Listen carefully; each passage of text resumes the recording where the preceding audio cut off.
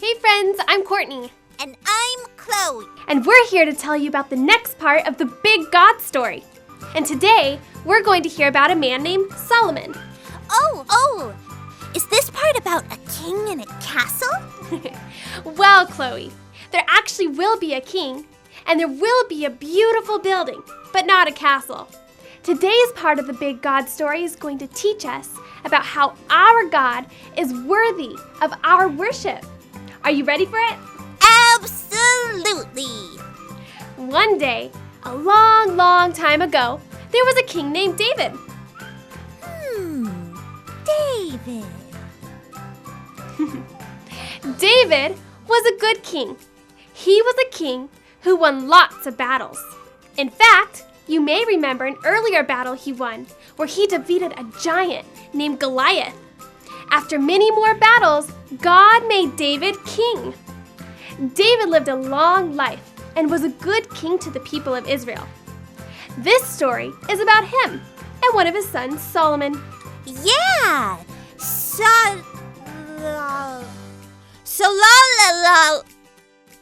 How do you say it again?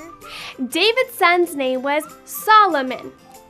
Hey friends, can you say Solomon with me on the count of 3?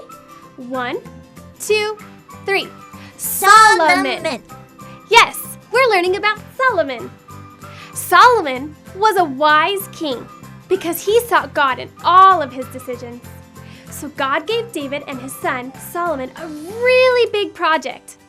Oh, did God ask them to clean their room? No, it was an even bigger project than that. Did God ask them to build a fort? Not quite, but God did give King David the plans to build something. God gave David the plans to build the temple. What's a temple? A temple was a house where God's people could go to worship God, sort of like our churches today. You see, God's people did not have a place to go to give him honor, worship, and praise yet. Now, this project was going to make sure God's people had a place to go where they could always worship God. So God gave David these plans to build the temple. And David built the temple. Actually, Solomon built the temple. God gave David the plans, and David told them to his son Solomon. Why didn't David build the temple? Well, David was a good king, but he was also a man of war. God did not want a man of war to build his house, so God chose Solomon to build it instead. The temple was going to be a place to honor God. They needed to find the nicest, the most excellent materials to build the temple. They didn't want to build this temple out of cheap old everyday kind of things. But King David and his son Solomon didn't have enough nice stuff to make the giant temple for God. I wish I was there. I would have let them use some of my nice stuff. That's exactly what they did, Chloe. In fact, King David and his son Solomon asked all of the people in their kingdom to build their best stuff so that they could all help build the temple. And guess what? What? The people were all so happy to finally have a place to worship God that they gladly brought all of their good stuff to make the temple. David and Solomon were happy too because the temple was going to be the most beautiful place of worship in the world. Even nicer than our church? Yes, Chloe, even nicer than our church. In fact, it was so nice, it took them 7 years to build it. 7 years? Well, that's even older than I am. I've always wondered how old you were. Anyways, as they built the temple, they had to follow very special instructions. Why were the instructions so special? Well, God instructed Solomon to build it in a very quiet and peaceful way. Even the building of God's temple had to be done in a way that would be filled with honor and worship and praise to God. So they quietly built God's temple exactly how God told them to.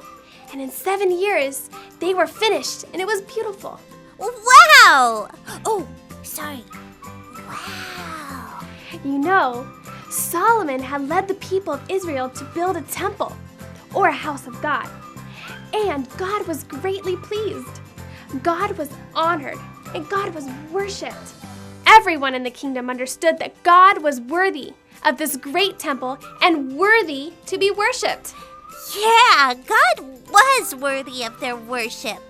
Not only was God worthy of their worship then, God is worthy of our worship today.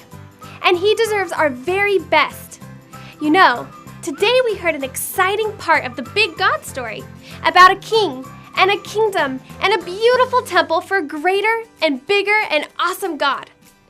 There's one simple truth, though, that I want you to remember, and that is, God is worthy of our worship. We can worship and respond to God in everything we do. I'm so excited to look for ways to worship God today. Me too. Friends, you can look for ways to worship God today too, because our God is worthy of our worship. Bye, friends.